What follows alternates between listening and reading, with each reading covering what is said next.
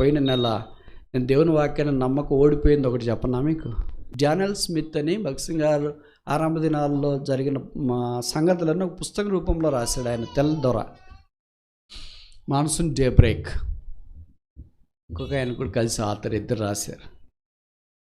ఆయన రాస్తూ భగత్ సింగ్ గారిని గురించి అన్నాడు, ఆయన ప్రతిరోజు ఎక్కువ వాడే పదమేమో తెలుసా?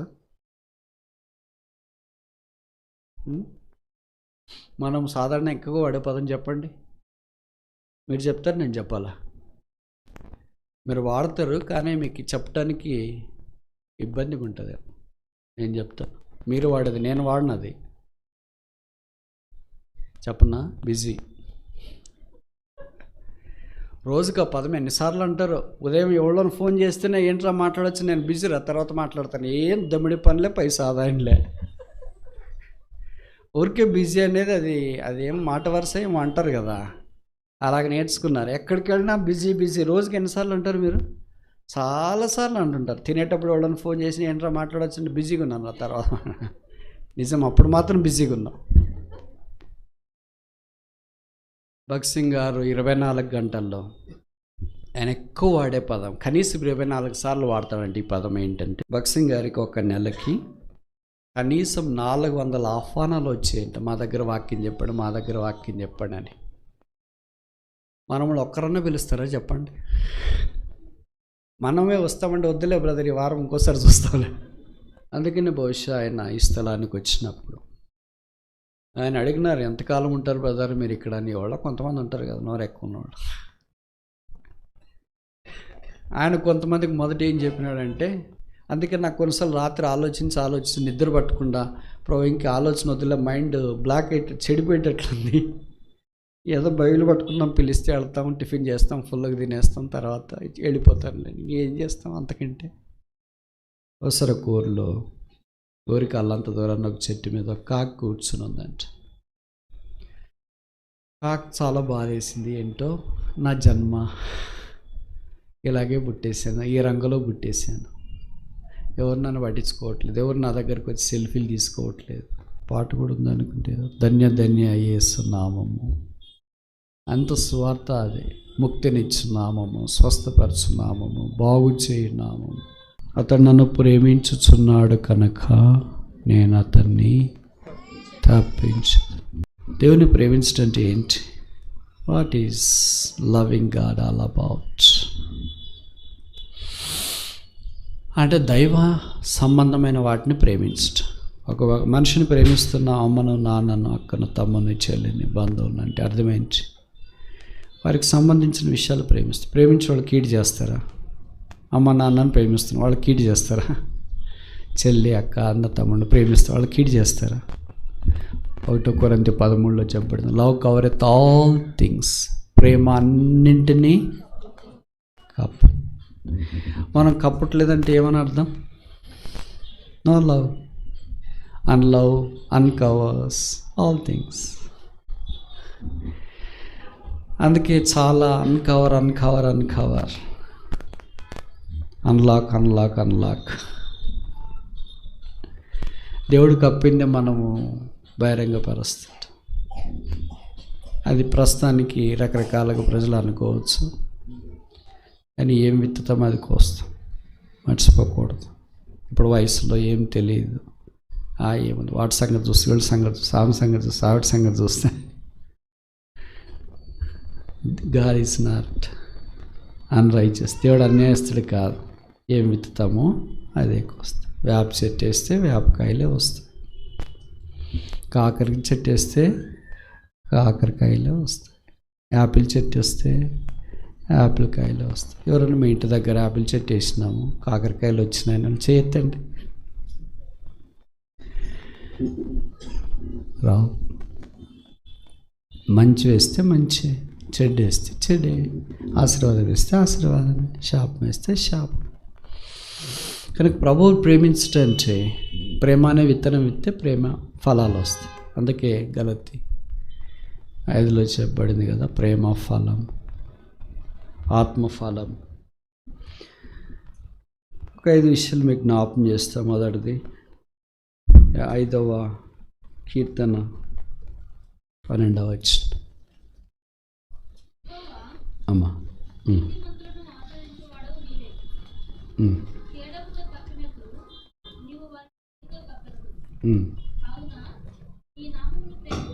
చాలు. ఏం చేయవారు? Lovers of his name. ఆయన నామమును ప్రేమించువారు. కనుక మొదటి దేవుడిని ప్రేమిస్తున్నామంటే ఆయన నామాన్ని ప్రేమించాలి. ఆయన నామాన్ని మనం ప్రేమించకపోతే ఆయన ప్రేమించట్లేదు అని అర్థం. ఆ గొప్ప నామము, యేసు నామం అనే నామముల కంటే పై నామం, మనము రక్షణ పొందనట్లుగా మనకు అనుగ్రహించబడింది. మరి ఏ నామమున రక్షణ లేదు. ఈ నామముననే, యేసు నామమున రక్షణ, యేసు నామమున పశ్చాత్తాపం, యేసు నామమున మారు మనసు, యేసు నామమున పాపక్షమాపణ, యేసు నామమున పరలోక రాజ్యంలో ప్రవేశించటం. అందుకే నజరేయుడైన యేసు నామము పాపము క్షమించనాము. పాట కూడా ఉందనుకుంటే, ధన్య ధన్య యేసు నామము.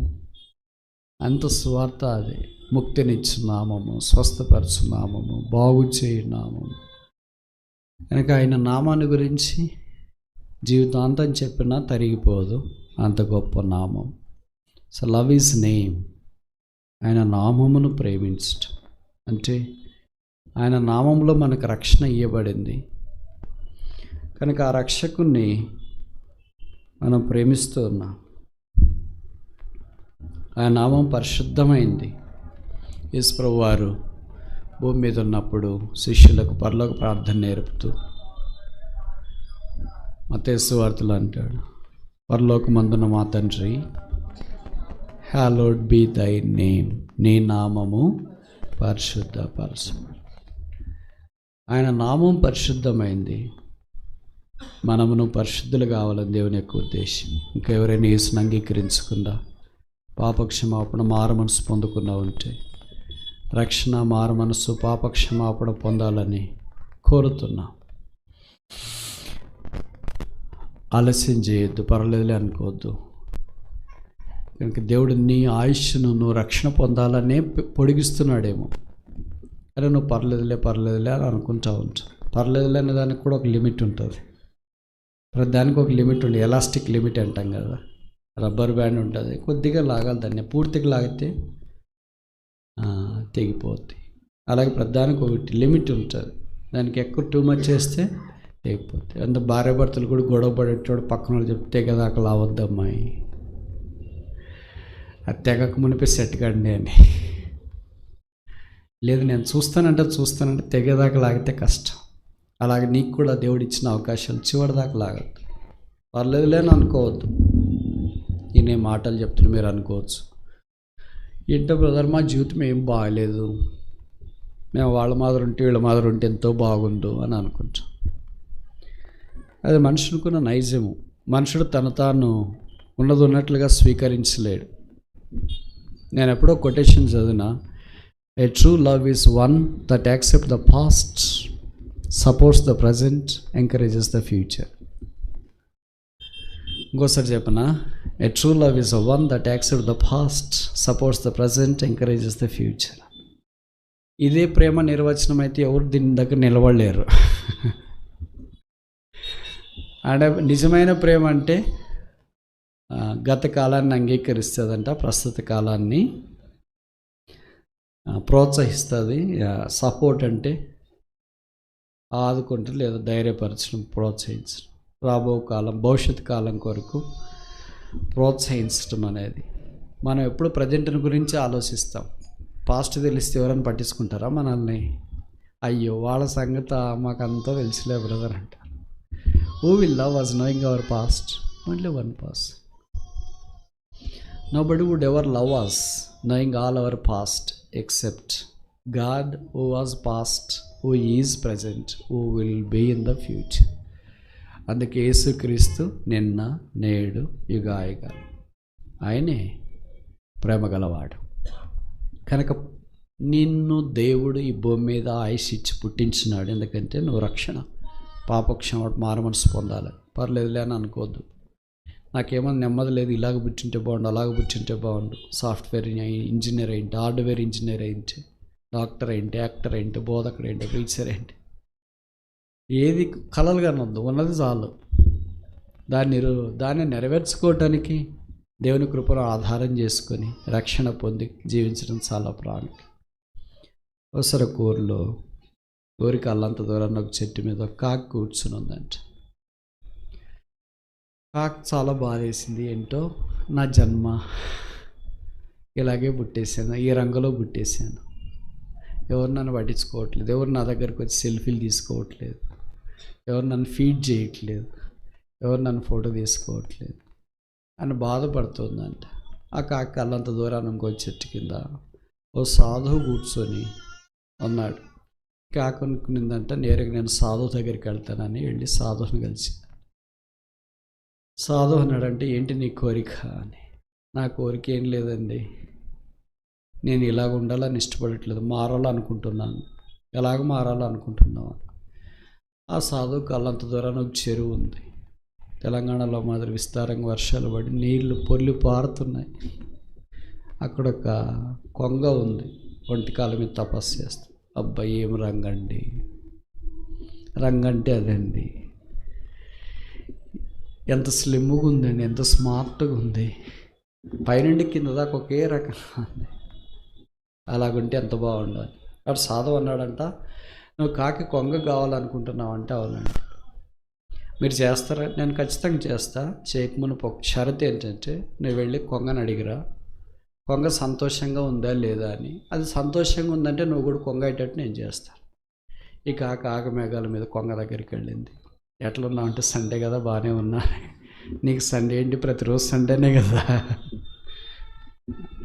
నువ్వు చాలా బాగున్నావు, అసలు ఎంత తెల్లగా ఉన్నావో తెలుసా, అసలు చూస్తే ఎళ్ళబుద్ధి కాదు ఇక్కడ నుండి, కళ్ళు తిప్పుకోలేకపోతున్నా అని చెప్పేసి కాకి. సరే మొత్తానికి విషయం ఏంటి చెప్పొచ్చు కదా, ఇంత దూరం వచ్చేసావు అంటే ఏం లేదు, నీ మాదిరి కావాలనుకుంటున్నాను, నువ్వెంత సంతోషంగా ఉన్నావని. అప్పుడు కొంగ చెప్పింది, అసలు నాదొక బతికేనా, జీవితం అంతా ఒంటికాల మీదే, నాదొక బతికేనా, ఎప్పుడు నీళ్ళలోనే, నాదొక బతికేనా, ఎప్పుడు ఏదో చేపలు ఏదో దొరుకుతాయని ఎదురు చూస్తున్నాయి. ఏమో ఈ రంగు నాకు నచ్చలేదు, మొనాటనస్గా తెల్లగా ఉండడం నచ్చలేదు, నేను కూడా రంగురంగులుగా ఉంటే ఎంత బాగుండో అని అనుకున్నాను.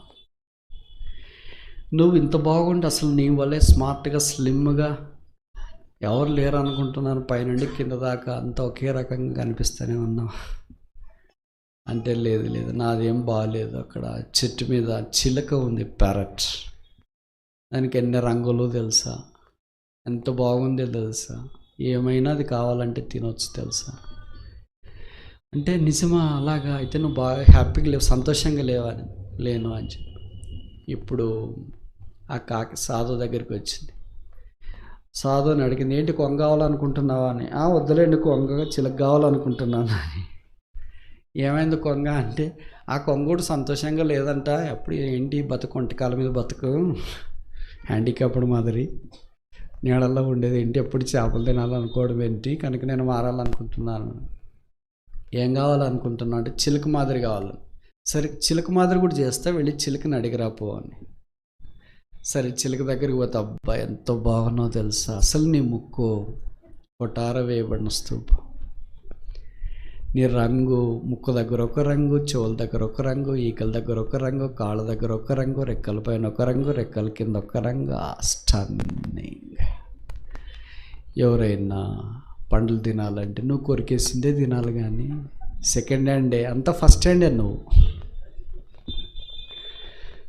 ఎవరైనా కానీ నీ తర్వాతే అంటే చిలుకడిందంట, నాదొక బతికేనా ఏంటి, నన్ను పంజరంలో పెట్టేసి సంతలో ప్రతిరోజు ఏదో ఒక సంతలో తీసుకెళ్ళి సిల్క్ శాస్త్రం అని చెప్తారు వచ్చేవాళ్ళు పోయేవాళ్ళకి. అమ్మాయిలు వస్తారు, నాకు పెళ్ళి అవుతుంది అంటే, అసలు నువ్వు అమెరికాకి పోతావు తెలుసా అని చెప్తారు. నాకు ఉద్యోగం వస్తుందంటే నీకు ఖచ్చితంగా వస్తుంది తెలుసా అని చెప్తారు. ఒక కంపెనీ కాదు, మూన్ లైట్ చాలా కంపెనీల్లో పనిచేస్తావు నువ్వు, సైమల్టేనియస్గా అని చెప్పేస్తున్నారు. ఎవడని తిట్టాలనుకున్నప్పుడు నా పేరే వాడతారు. నువ్వు అట్ట మాట్లాడదు, చిలక పలుకుల మాదిరి ప్రతిదానికి అని నన్నే తిట్టేస్తారు. కనుక నా పలుకులకి ఏం విలువ ఉంది? 5 రూపాయల పలుకు 10 రూపాయల పలుకే కదా, నాదేముంది? ఎన్ని పండ్లు తిన్నా ఎన్ని రంగులు ఉన్నా పలకకు విలువ లేనప్పుడు జీవితానికి ఏం విలువ ఉంది? అంటే నువ్వు హ్యాపీగా లేవంట, నేను కూడా హ్యాపీగా లేను, సంతోషంగా లేను. మరి ఏం చేయమంటావు? అక్కడ కొంగ సంతోషంగా లేను, నువ్వు సంతోషంగా లేను అంటే అప్పుడు ఆ చిలక చెప్పిందంట, వాళ్ళంత దూరాన్ని ఒక జూ ఉంది కదా, అక్కడ ఒక నెమలి ఉంది చూసావా? వర్షం పడి సాయంకాలం ఇప్పుడే ధనస్సు అలాగా ఆవరించింటే అది పురువి పాడుతుంటే అబ్బా పిల్లలంతా దాని చుట్టూ కోలాహలంగా ఉండి సెల్ఫీలు తీసుకుంటారు. రంగులు అంటే అది, నడకంటే అది, నాట్యం అంటే అది, వయ్యారం అంటే అది, అందాలన్నీ ఏ బ్రష్తో ఏ పెయింటర్ దాన్ని చిత్రించినాడో పగలో రాత్రో ఉదయమో సాయంకాలం ఎప్పుడో తెలియదు, కానీ అందాలనే దాంట్లోనే ఆరబోసుకున్నాయి. జస్ట్ అందాల పరుపు నెమలంటే కాదా? అలాగుండాలి. సరే అలా కాకముందు నెమలిని అడిగేసి వస్తా పోయిరా అని. సరే నెమలి దగ్గరికి వెళ్ళిందా, నెమలి ఎలాగున్నావు అంటే ఏంటో నా అదొక బతికేనా అనిపిస్తుంది. అసలు అందరు నీ దగ్గరకు వచ్చి పిల్లలు పోటీపడి సెల్ఫీలు తీసుకుంటున్నారు, నా దగ్గర బతికేనా అంటున్నావు. అసలు నువ్వు నడిస్తే ఎంత అందంగా నడుస్తావు తెలుసా? అసలు పురిపితే ఎంత అందంగా ఉన్నావో తెలుసా? విప్పకపోయినా కూడా ఎంత అందంగా ఉన్నావో తెలుసా? అసలు నీ ఈకులు వాళ్ళు వీళ్ళు అటు ఇటు ఊర్లో కొట్టడానికి వస్తాయట. తర్వాత పిల్లలైతే దాన్ని తీసుకొని పుస్తకాల్లో పెట్టుకొని వేరే వాడికి చూపిస్తారు, నా దగ్గర ఈకలో నా దగ్గరికి రావద్దని.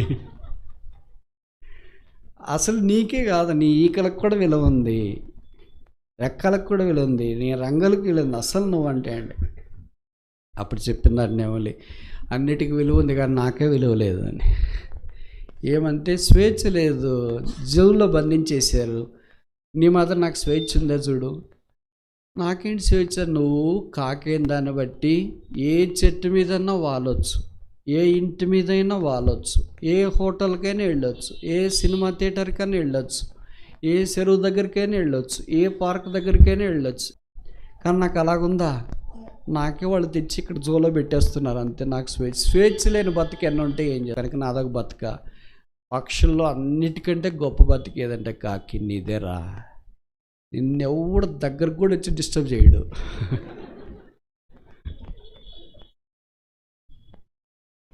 ఎవడు సెల్ఫీ తీసుకుందామని విసిగించరు నిన్ను. అసలు నీ బతుకు ఎవరికైనా వస్తుందా అని. అప్పుడు ఈ సాధు దగ్గరికి వచ్చి కాకి చెప్పిందంట, మీకు చాలా కృతజ్ఞతలు అంటే. అప్పుడు సాధు అన్నాడంటే, మరి ఏంటి కొంగ చేయమంటావా, చిలకని చేయమంటావా, నెమలు చేయమంటే ఏం చేయమంటావు అంటే, ఏం వద్దులేండి నేను ఉన్నట్లు ఉండేటట్టు చేయండి అనిందంటే. మనకి ఏమనిపిస్తుంది అంటే కథ కట్ చేస్తే ఇతరులు చూసినప్పుడు అనిపిస్తుంది, ఆ బ్రదర్ వాళ్ళే ఉంటే, అక్క వాళ్ళే ఉంటే, అన్న వాళ్ళే ఉంటే, ఆ సిస్టర్ వాళ్ళే ఉంటే, వాళ్ళ వాళ్ళే ఉంటే ఎంత బాగుండు అని అలాగ అనిపిస్తుంది. కానీ వాళ్ళ సమస్యలు వాళ్ళకుంటాయి. కొంగలాగా కొంతమంది ఉంటారు, చిలకలాగా కొంతమంది ఉంటారు, నెమలిలాగా కొంతమంది ఉంటారు. బట్ దేవుడు ఎవరిని ఎలాగ పెడితే అలాగుంటే ఆనందం, నెమ్మది. కనుక దేవుడు నిన్ను ఎలాగ పుట్టించినాడేమో, ఈ పనిలో ఉంచినాడేమో, ఈ ఉద్యోగం ఇచ్చినాడేమో, మీ చదువు ఇచ్చినాడేమో, మీ స్థలానికి తెచ్చినాడేమో. ఇలాగుంటే బాగుండని అనుకోవద్దు.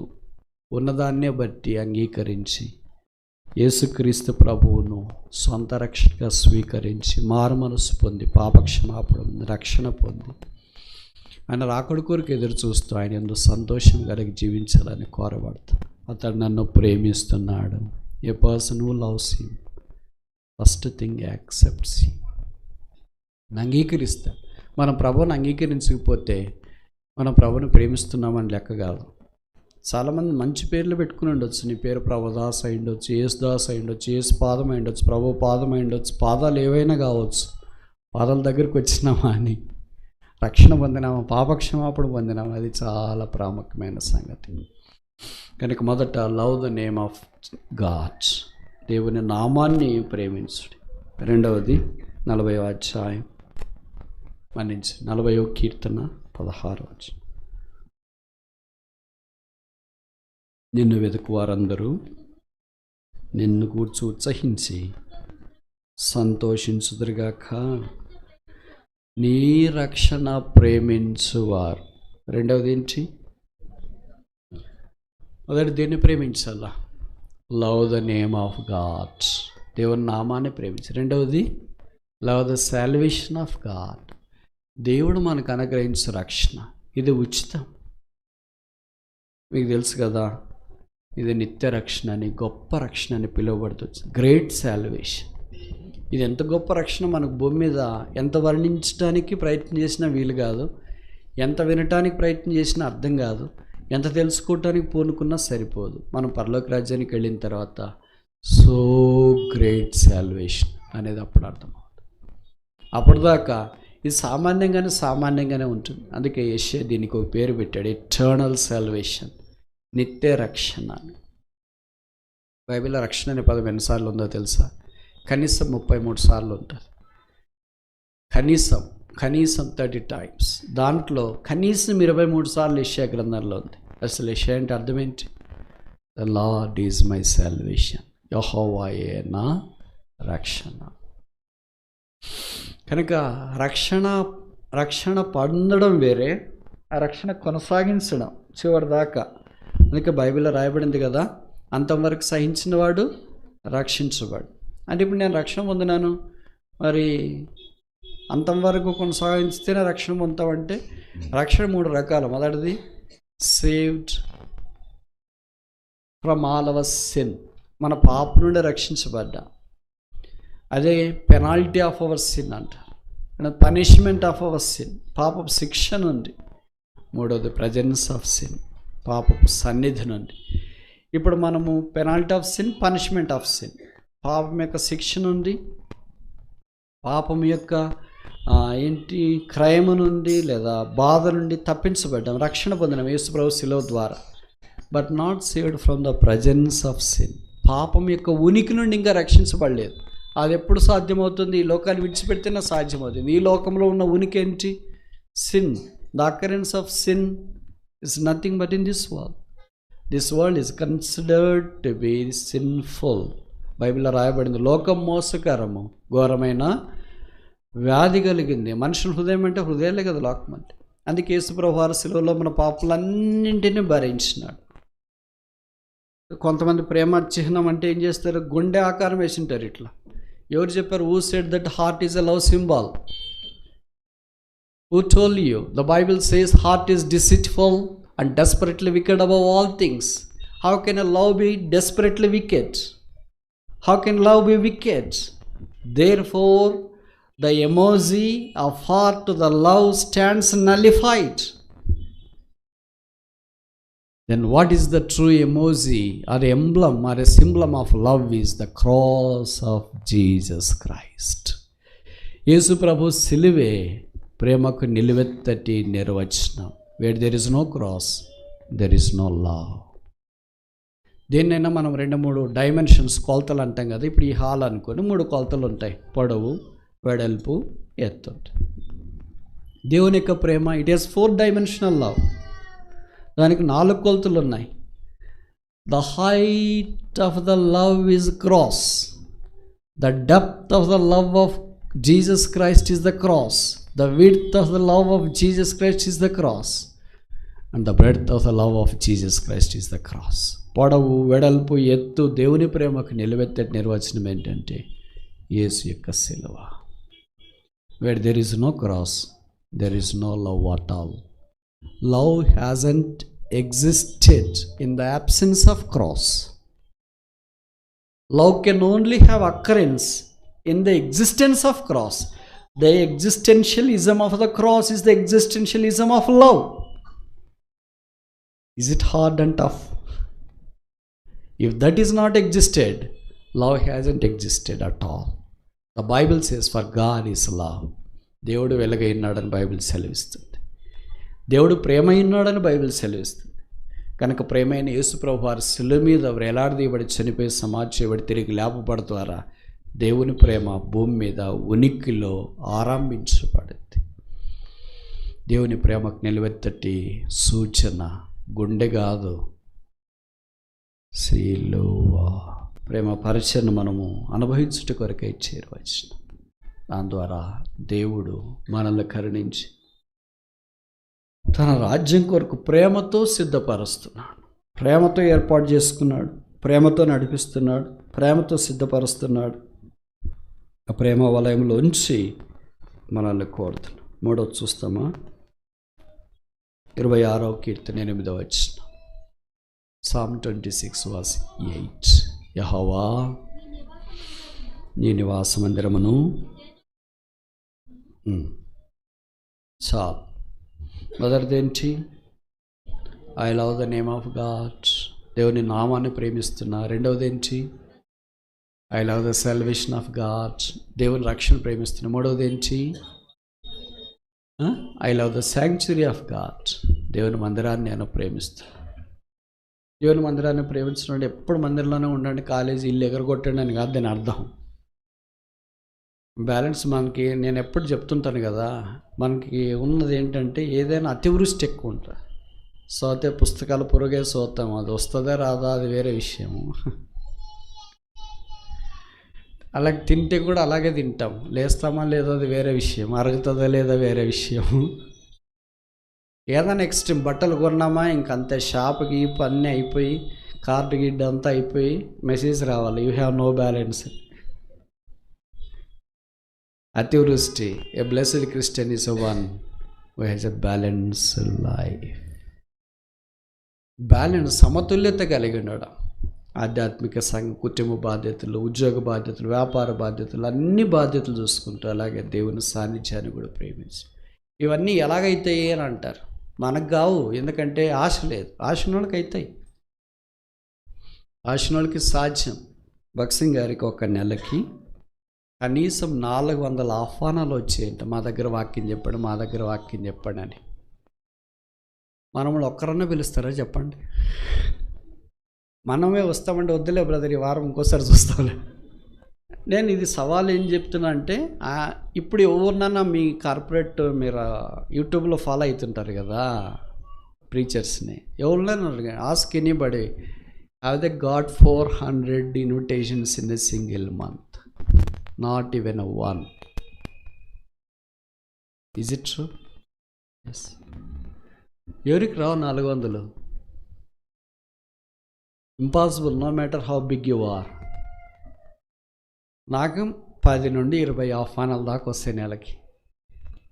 దాంట్లో ప్రార్థన చేసుకొని ప్రభువు నడిపింపు ఎట్లుంది, అక్కర ఎట్లుంది అవి చూసుకుంటాం. ఒక 4-5 మిగతావన్నీ పోస్ట్ పోన్. ఊహించిన 400 ఆహ్వానాలు వస్తే 30 రోజులు ఉన్నాయి. ఆయన ఫుల్ టైం వర్కర్ అనుకో, ప్రతిరోజు ఒక ఊరు వెళ్ళాడు కదా, 2 రోజులు 3 రోజులు ఒక ఊరు వెళ్ళాలా, గ్యాప్ ఉంటుంది, ట్రావెల్ గ్యాప్. ఈ దినాల్లో మాదిరి అత్యాధునికమైన ప్రయాణ సౌకర్యాలు అప్పుడు లేవు. చాలా ప్రిమిటివ్ ట్రాన్స్పోర్ట్ ఫెసిలిటీస్ ఉంటాయి. ఆ ప్రిమిటివ్ ట్రాన్స్పోర్ట్ ఫెసిలిటీస్లో ఒకవైపు ఇంకో దగ్గరికి వెళ్ళాలంటే ఒక వారంలో 2-3 స్థలాలు తిరగాలంటేనే కష్టం అండి. వారంలో 3 స్థలాలు అనుకోండి, 4 వారాల్లో ఎన్ని మహా అంటే 10 స్థలాలు. 400 ఆహ్వానాల్లో 10 స్థలాలు సార్ట్ చేయాలంటే ఎట్లయిద్ది? అందుకే ప్రార్థన చేసి ఎక్కడ అవసరమో అక్కడ అడుగు పెట్టేవాడు, అక్కడ కాలు పెట్టేవాడు. దేవుని ప్రేమించేవారు దేవుని నామాన్ని ప్రకటించడానికి అలాగూ ప్రయాణం చేస్తూ పరిచర్య చేస్తూ వచ్చింది. అందుకని బహుశా ఆయన ఈ స్థలానికి వచ్చినప్పుడు ఆయన అడిగినారు, ఎంతకాలం ఉంటారు బ్రదర్ మీరు ఇక్కడ అని. వాళ్ళు కొంతమంది ఉంటారు కదా నోరు ఎక్కువ ఉన్నవాడు. ఆయన కొంతమందికి మొదట ఏం చెప్పినాడంటే, will stay here for 3 weeks అని, 3 వారాలు ఉంటారు కొంతమందికి చెప్పినాడు. విచిత్రం ఏంటంటే ఆయన అంటే ఆయనతో పాటు ఒక టీం వస్తుందని, ఎప్పుడు ఒక్కడే రాడు ఆయన, ఎప్పుడు వచ్చినా టీం ఉంటుంది ఆయనతో పాటు టీం, దాదాపు 20 మంది దాకా. ఇంకా కొన్ని రోజులు కొంతమంది అడిగారు, brother how long you will stay, ఎంతకాలం ఇక్కడ ఉంటారు? అప్పుడు ఆయన ఏం చెప్పాడు, we don't know how long we will be, ఎంతకాలం ఉంటాం మాకే తెలియదు. అలాగే ఆయన ఇక్కడ పరిచయం ఆరంభించినాడు. 50 ఏళ్ళు ఉన్నాడు. సో ఇక్కడ 50 ఏళ్ళలోన ఇప్పుడు నేను ఒక సవాల్ చెప్తా, మీరు ఖచ్చితంగా దానికి రెస్పాండ్ కావాలి. తెలుసా, ఇక్కడ 50 ఏళ్ళుండి ఇంత పరిచర్య చేస్తే ఎంత పరిచర్య? సిటీలోనే ఆయన ఉన్న దినాల్లో 50 సంఘాలు అనుకుంటే, ఓకేనా, చుట్టుపక్కల అంతా ఇన్ని ఖండాల్లో ఆయన తిరిగి ఇంత పరిచర్య చేస్తే, 50 ఏళ్ళు ఇక్కడ నుండి ఇంత పరిచర్య చేస్తే మనం రక్షణ పొంది 10 ఏళ్ళు, 20 ఏళ్ళు, 30 ఏళ్ళు, 40 ఏళ్ళు అయింది. ఆయన చేసిన దాంట్లో విషమంతా చేసినా ఇప్పటికి ఎంత జరిగింటుంది? మామూలుగా మనల్ని కదిలించిన అనుకో, మన సీనియారిటీ తక్కువ చేసుకోము. రక్షణ మంది బ్రదర్ మేము ఎన్నేళ్ళైంది అనుకున్నా, ఓ అప్పుడు 90s 1900లోనే రక్షణ మంది నాకు మంచిది. అప్పటి నుండి బిల్డింగ్లు ఉన్నాయి, కరెంటు స్తంభాలు ఉన్నాయి, రోడ్లు ఉన్నాయి, గుళ్ళు ఉన్నాయి, గోపురాలు ఉన్నాయి, అన్నీ ఉన్నాయి. అన్నిటికీ వయసు ఉంది, మనకు కూడా వయసు ఉంది. నాకైతే సిగ్గుపోద్ది ఇవన్నీ ఆలోచించినప్పుడు.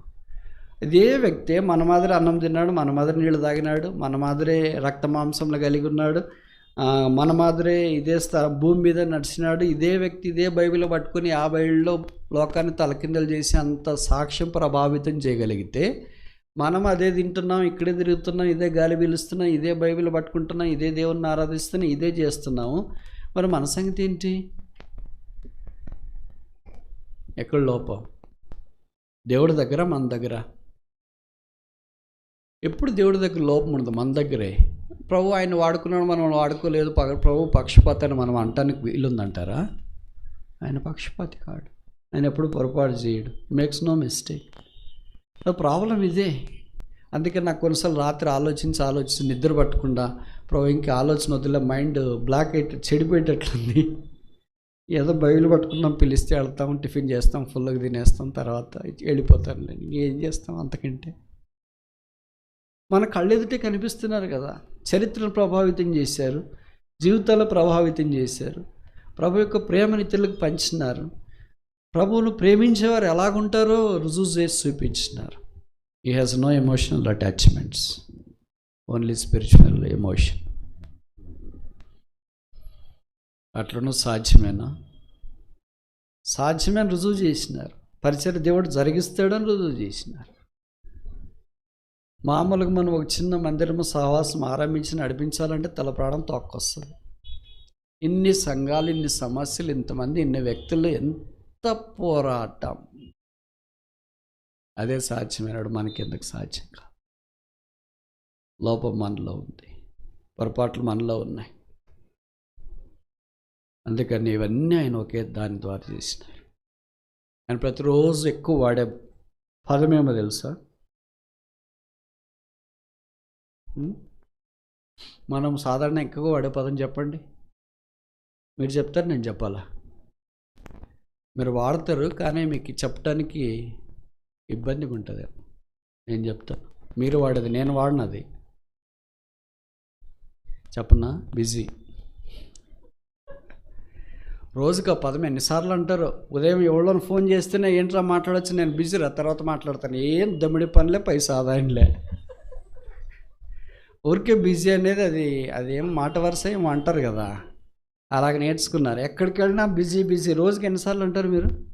చాలాసార్లు అంటుంటారు. తినేటప్పుడు ఎవరైనా ఫోన్ చేసి ఏంట్రా మాట్లాడచ్చు అంటే బిజీగా ఉన్నాను, తర్వాత నిజం, అప్పుడు మాత్రం బిజీగా ఉన్నాం. భగత్ సింగ్ గారు 24 గంటల్లో ఆయన ఎక్కువ వాడే పదం, కనీసం 24 సార్లు వాడతాడంటే ఈ పదం ఏంటంటే షల్ వి ప్రే. ఇంకోసారి చెప్పనా? షల్ వి ప్రే. ప్రార్థన చేస్తాం. ఉదయం నుండి పడుకునేదాకా 24 గంటల టైంలో కనీసం ఈ పదం 24 సార్లు, కనీసం. ఇంకా ఎక్కువ సార్లు వాడవచ్చు. ఎవరైనా వెళ్ళినా బ్రదర్ మా పరిస్థితి ఇది అది ఇదని అంటే, ఇంకా మన మాదిరి అది ఇది చేసి హాస్పిటల్కి పోయినా, అక్కడికి వెళ్ళినా, ఇక్కడికి వెళ్ళినా, అన్నీ అనవసరమైన మాటలేదు. మొదటి మన షల్ వి ప్రే. విచిత్రం ఏంటంటే, మీరు ఊహిస్తారా? మామూలుగా మనం ఉండాలంటే మనం చాలా ఆలోచిస్తాం కదా, local, non local, Telugu, non Telugu, south, north అని. ఇప్పుడు మీరు చాలామంది కార్పొరేట్ స్పీకర్లు వాళ్ళు వీళ్ళు వింటుంటారు కదా, అందరు తెలుగు దగ్గరే ఉన్నారు కదా, వేరే రాష్ట్రాలకు పోయి సేవ చేయొచ్చు కదా. మరి అక్కడ ఏం చెప్తారంటే, మమ్మల్ని ప్రభు ఇక్కడే చేయమన్నాడు అని చెప్తారు. ఏమి అంటే భాష రాకుండా, ప్రాంతం రాకుండా, లోకల్ కాకుండా ఒక నాన్ లోకల్ వ్యక్తి వచ్చి ఎలాగ పరిచయం చేయగలరు చెప్పండి మీరు? మనముళ్ళనే మామూలుగా పొందనీరే ఎక్కడైనా. నాకు అది రాకపోతే ఈ భాష రాదు, నువ్వు ఇక్కడ వాళ్ళు కాదు, అక్కడ వాళ్ళు కాదు, అది ఇదని పొందనీరే.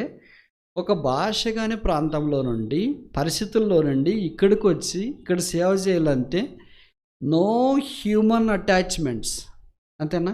ఇది ఎవరికైనా సాధ్యమేనా? మా తమ్ముడు ఇక్కడ, మా అమ్మ ఇక్కడ, మా చెల్లి ఇక్కడ, వాళ్ళు ఇక్కడ, వీళ్ళు ఇక్కడ, ఏమన్నా మాట్లాడితే ఏమనుకున్నాం ఉదయాన్నే దిగుతుంది దండు. అలాంటివి ఏమీ లేదు. మేము కూడా ఇక్కడ ఏమనుకున్నావు, వాళ్ళని బెదిరించినారు, మా వీధికి రా చూస్తావు నీ సంగతి. అలాంటివి ఏమీ లేదు.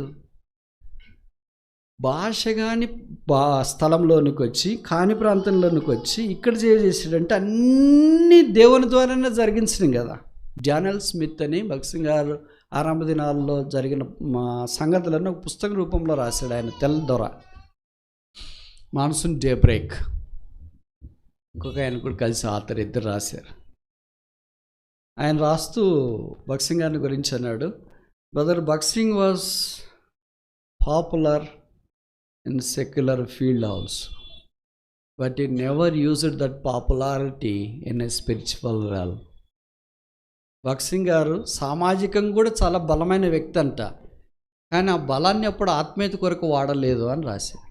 ఏంటి అని వివరణ ఇస్తే, భగత్ సింగ్ గారు వాళ్ళ 6 మంది బ్రదర్స్, ఆయన మొదట ఆయన వాళ్ళ తమ్ముడు చాబురా అని భగత్ సింగ్ గారు ప్రభు దగ్గరికి వెళ్ళినప్పుడు కూడా వచ్చినాడు. ఆయన కూడా చాలా వృద్ధుడిగా ఉన్నాడు. ఆయన మీకు తెలుసు అనుకుంటా, భారతదేశం ఐరన్ లేడీ అని ఒక ఆమె ఉండేది, లేదు ఇప్పుడు. ఏం పేరు? ఇందిరాగాంధీ. ఆమె పేరు చెప్తేనే హడల్, వచ్చిందంటే దడల్, ఉందంటే గబుల్. Iron lady. ఎవరినైనా సరే ఎక్కడైనా సరే ఇందిరాగాంధీతో పెట్టుకున్నారంటే ఇంక అయిపోయాయి అనేది. అంత పవర్ఫుల్ లేడీ. కొన్ని దశాబ్దాల భారతదేశాన్ని శాసించింది. అప్పట్లో మార్గరెట్ థాచర్, ఈమె, వీళ్ళిద్దరు మాత్రమే ప్రపంచంలో పేరెన్నిక కన్నా. మార్గరెట్ థాచర్ అంటే యూకే ప్రైమ్ మినిస్టర్. వీళ్ళిద్దరు మాత్రమే powerful women in the world అనేవాళ్ళు. అలాంటి ఇందిరాగాంధీ గారు ప్రధానమంత్రి ఉన్న దినాల్లో భగత్ సింగ్ గారు ఆకర్తమని చాబరా అని చెప్పాను కదా ఇందాక. ఆయన ఢిల్లీ మేయర్, కాంగ్రెస్ అయి తరపున.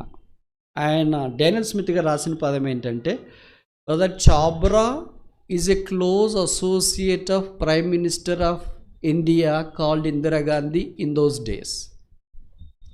మీరు ఊహించండి, మామూలు ఇందిరాగాంధీ పేరు ఎక్కడో దూరం ఉంటేనే ఇక్కడ వాడుకుంటేనే మనం చాలా పవర్ ఎగ్జిక్యూట్ చేస్తుంటాం. ఇందిరాగాంధీ క్లోజ్ అసోసియేట్ అంటే ఏంటంటే, ఇందిరాగాంధీ ఇంటికి వెళ్ళటానికైనా చాబరా లోపల కారు పాసులు లేకుండా కారు పోవచ్చు. అక్కడ సెక్రటరీలు వాళ్ళు వీళ్ళు ఉంటారు కదా, వాళ్ళందరి దగ్గర కూడా నేరుగా వస్తాయి. మేడం దగ్గరికి వెళ్ళి, మ్యామ్ చాబరా సార్ వచ్చారు, ఓకే లోపలికి రమ్మని చెప్పండి అని అంటే, అంత యాక్సెస్, నో ఇంటర్వ్యూస్ నీడెడ్. ఏం ఇంటర్వ్యూ అవసరం లేనంత powerful. But not even once he used his power in the spiritual realm. వాడడం తప్పని నేను చెప్పట్లేదు, మనకు లేదు కనుక వాడట్లేదు, ఉంటే ఎంత వాడుతుంటామో తెలియదు. ఇప్పుడు ఆయన భగత్ సింగ్ గారే ఫోన్ చేసి వాళ్ళ తమ్ముడికి అప్పుడు ల్యాండ్ ఫోన్లు ఉన్నాయి, మొబైల్ లేదు కదా, ఏంట్రా మాకు ఇక్కడ స్థలంలో 10 ఎకరాలు హైదరాబాద్ పక్కన మందిరం కట్టుకుంటామంటే ఆగమేఘాల మీద రాదండి, లేదా ఢిల్లీలో కావాలంటే రాదా, ఎక్కడ కావాలంటే రాదా. అప్పుడు ఇందిరాగాంధీ అనుకోవడమే కానీ, ఇందిరాగాంధీ వల్ల ఇవన్నీ వచ్చింది. ల్యాండ్ సీలింగ్ అని, తర్వాత పేదవాళ్ళకి భూములు పంచివని, ఇవన్నీ ఆమె పీరియడ్లోనే వచ్చింది. ఎన్ని వేల కొలది ఎకరాలు పంచిపెట్టేశారు. That was his power. వాళ్ళ అక్కగారు ఉన్నది ఒకటే, ఒక పెద్ద మొదట కూతురు పుడితే వాళ్ళ అమ్మగారు అంటే భగత్ సింగ్ గారి అమ్మగారు, కొడుకులు పుట్టాలి ప్రతి తల్లికి ఉండే ఆశ ఆమెకు కూడా ఉంది. సరే వరుసగా ఒకళ్ళు కాదు 6 మంది పుట్టేశారు, ఆమె విసుగొచ్చేటట్టు. సరే భగత్ సింగ్ గారు ప్రవరణ నమ్ముకున్నారని ఏప్రిల్ 6, 1933 భారతదేశంలో అడుగుపెట్టాడు కెనడా నుండి. అప్పుడు ఫ్లైట్లు లేవు, షిప్లో రావాల. ఫిబ్రవరి 6లో కెనడాలో బయలుదేరాడు. మార్చి, ఏప్రిల్ 6 2 నెలలకి ఇక్కడికి వచ్చాడు. బాంబేలో అడుగుపెట్టిన తర్వాత వాళ్ళ అమ్మగారు నాన్నగారు తీసుకెళ్దామని వచ్చినారు. వస్తే భగత్ సింగ్ గారు చెప్పారు, నేను రావాలంటే యేసుప్రభుని గురించి, నేను పొందిన రక్షణ గురించి చెప్తా అంటే, అలాగైతే నువ్వు రావద్దన్న. అది పెద్ద టజల్, తల్లిదండ్రులకి కుమారుడికి జరిగే ఈ ఆధ్యాత్మికమైన విషయంలో సంఘర్షణ, ఘర్షణ వెరీ సెన్సిటివ్, వెరీ డీప్. అదే ఫస్ట్, అదే లాస్ట్ అయ్యేటట్లుంటాయి. సరే ఇంక వాళ్ళు భగత్ సింగ్ గారు ప్రభుని గురించి చెప్తేనే నేను వస్తాను అని అంటే, అయితే ప్రభుని గురించి చెప్పేటట్లుంటే అవసరం లేదంటే ఇంక వాళ్ళు వెళ్ళిపోయారు. భగత్ సింగ్ గారు కొంతకాలం బాంబే వీధుల్లో ప్రభుని గురించి ప్రకటిస్తూ సేవ చేస్తుంటే, ఎట్లా తెలుస్తుంది, వాళ్ళ అక్కగారు అప్పుడు కరాచీలో పాకిస్తాన్లో ఉండేది. సో ఆమెకు తెలిసింది, పేగు బంధం ఉంటుంది కదా ఎట్లయినా. మామూలుగా సిబ్లింగ్స్ ఏం చేస్తారంటే, తోబుట్టువులు ఏం చేస్తారంటే, వాళ్ళ అమ్మ నాన్న పిల్లల్ని తిట్టినారో కొట్టినారంటే వీళ్ళు చూసుకుంటుంటారు. ఇది మీకు తెలుసు కదా ఇప్పుడు ఇంట్లో కూడా. తమ్ముని వాళ్ళ డాడీ కొట్టాడు అనుకో, వాళ్ళకి తెలియకుండా వాళ్ళ అక్క చెల్లెలు వాళ్ళు పోయి ఏమనుకోద్దు, డాడీ అలా కొడుతుంటాడు. తర్వాత కావాలంటే చూసుకుందాం డాడీని మమ్మీని.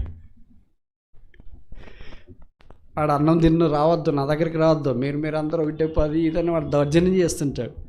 వాళ్ళ మమ్మీ డాడీ వాడికి భోజనం పెట్టొద్దండి అని చెప్తాను. సరేలే డాడీ అని ఒకవైపు సరేలే అంటుంటారు, ఒకవైపు మళ్ళీ తీసుకెళ్ళి వాళ్ళ మమ్మీ లేనప్పుడు డాడీ లేనప్పుడు వాడికి పోయి తినరా, మమ్మీ డాడీ వచ్చేస్తారు. వాళ్ళదేం పట్టించుకున్నారు, వాళ్ళు మస్తు చెప్తారు, వాళ్ళు మస్తు కొడతారు. మనందరూ ఒకటి. ఆ siblings will have that affection. తెలియకుండానే వచ్చేస్తుంది. ఎట్టొస్తుందో, దేవుడు ఏం పెట్టినాడో, రక్తంలో పెట్టినాడో, పాలలో పెట్టినాడో, డిఎన్ఏలో పెట్టినాడో, హార్మోన్స్లో పెట్టినాడో, దేంట్లో పెట్టాడో తెలియదు. భగత్ గారు అక్క అప్పుడు భగత్ గారు రమ్మనిందండి ఇక్కడికి వచ్చేయని. భగత్ గారు కరాచీకి వెళ్ళాడు. ఈయన మన మాదిరి ఫుల్గా దీని దండికి నిద్రపోయే రకం కాదు కదా. ఉదయం లేచిన వెంటనే బైబిల్ పట్టుకొని, కరపత్రికలు పట్టుకొని కరాచీ పాకిస్తాన్ వీధుల్లోకి వెళ్ళి యేసుప్రభుని గురించి ప్రకటిస్తూ ఉంటే ఊరికే ఉంటాడు. శత్రువు ఊరికే ఉన్నాడు కదా. కొంతకాలం అయిపోయిన తర్వాత భగత్ గారి ఆ అక్క దగ్గరికి వచ్చి వాళ్ళ అక్కడున్న కొంతమంది చెప్పారంట, ఆయన యేసుప్రభు గురించి చెప్పేస్తున్నాడు, మత ప్రచారం చేసేస్తున్నాడు, కరాచీలోనూ మీరన్నా ఉండండి, ఆయనన్నా ఉండండి. మనమైతే ఏం చేస్తాం? అసలు అంతదాకా మనం తెచ్చుకుంటే కదా. సో అట్లా దేవుడు అన్ని ద్వారాలు ఆయనకి మూసేస్తూ యాక్చువల్గా ఆయన అక్కడికి వెళ్ళాలా. ఎక్కడ? బాంబే నుండి కరాచీ, పాకిస్తాన్లో స్టార్ట్ కావాలి ఇది సంఘాలు. కానీ ఒక్కరు మూసేస్తే ఒకరికి ఆశీర్వాదం వచ్చింది అన్నట్లు వాళ్ళు పాకిస్తాన్ వాళ్ళు మూసేసుకున్నారు. ఏం చేస్తాం మరి? దేవుడు ఆయన్ని ఇక్కడికి తీసుకొని వచ్చి బాంబేకి తెచ్చినాడు. బాంబే నుండి దేవుడు క్రమేణా చెన్నైకి తెచ్చినాడు. చెన్నై నుండి క్రమేణా హైదరాబాద్కి తెచ్చినాడు. ఎక్కడికో ఎవరికో రావాల్సిన ఆశీర్వాదం ఇది గాలి మాదిరి చుట్టూ తిరిగి మన పట్టణానికి వచ్చింది. నిరాకరించినారు కొంతమంది, తృణీకరించినారు కొంతమంది, కాదనుకున్నారు కొంతమంది.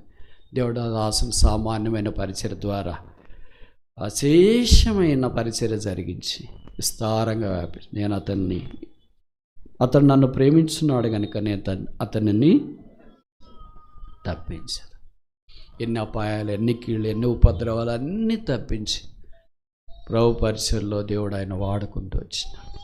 చాలా ఆశ్చర్యకరమైన సంగతి ఏంటంటే ఒక మనుషుని ద్వారా దేవుడు ఇంత పరిచర్య ఏ అటాచ్మెంట్ లేకుండా, అంటే లోకల్ అని, నాన్ లోకల్ అని, తెలుగని, మా అన్న ఉన్నాడు, అక్క ఉన్నాడు, చెల్లు ఉన్నాడు, తమ్ముడు ఉన్నాడు, వాళ్ళు ఉన్నారు, వీళ్ళున్నా, no attachment, only one attachment with God and detachment with all the people. అంటే వాళ్ళందరితో డిటాచ్ కావాలని కాదు దీని అర్థం. ఒక్క దేవుడితో మాత్రమే సంబంధం కలిగి ఉండి ఎంత పనైనా చేయొచ్చని మన కళ్ళ ఎదురుగానే మన తరంలోనే చూసే అవకాశం దేవుడు. దాంట్లో మనం ఒక్కోళ్ళు రక్షించబడిన వాళ్ళు ఒక్కోళ్ళు ఇసుమంత చేసినా ఎంత జరిగిండాలి ఈ పాటికి. మరి ఊరికి బయటికి మాత్రం చెప్తాం మాకు దేవుడు అంటే చాలా ఇష్టం అండి, బైబిల్ అస్సలు వదలమండి, ప్రార్థన అస్సలు మానేయమండి, మందిరమే మానేయమండి, ఎప్పుడు వచ్చేస్తుంది, ఏం లాభం అండి, వృద్ధి లేదు కదండి, ఎదగలేదు కదండి, బొదగలేదు కదండి, ఎప్పుడున్నరా ఎంత ఉందో అంతే ఉందండి, ఎప్పుడున్న రోడ్డు ఎంత ఉందో అంతే ఉందండి, ఎప్పుడున్న కట్టడం ఎంత ఉందో అంతే ఉందండి. మరి అలాగే ఉండిపోయా. దేవుడు ఒక సామాన్యమైన వ్యక్తి ద్వారా అంత ప్రబలంగా పరిచయం వాడుకుంటూ వచ్చినాడు. దేవుని ప్రేమించే వ్యక్తి ప్రయాసపడతాడు. అలా person who loves God labours for God. A person who do not love God cannot labour. ప్రేమించేవాడు ప్రయాసపడతాడు, ప్రేమించలేనివాడు ప్రయాసపడలేడు. ఆయన ప్రయాసం రాత్రింబగళ్ళు ఒక సైనికుని వలె క్రీస్తు కొరకే ప్రయాసపడి ఇది నన్ను మనం ఈ ఆశీర్వాదంలో ప్రవేశించే అవకాశం, దైవ సాన్నిధ్యాన్ని అనుభవించే అవకాశం, ఉత్తరం నుండి, దక్షిణం నుండి, తూర్పు నుండి, పడమర నుండి సహాయం కలగకపోయినా పైనుండి సహాయం దేవుడు అనుగ్రహించినాడు. అతడు నన్ను ప్రేమించున్నాడు కనుక నేను అతన్ని తప్పించు. 4 చూస్తాము, 97:10.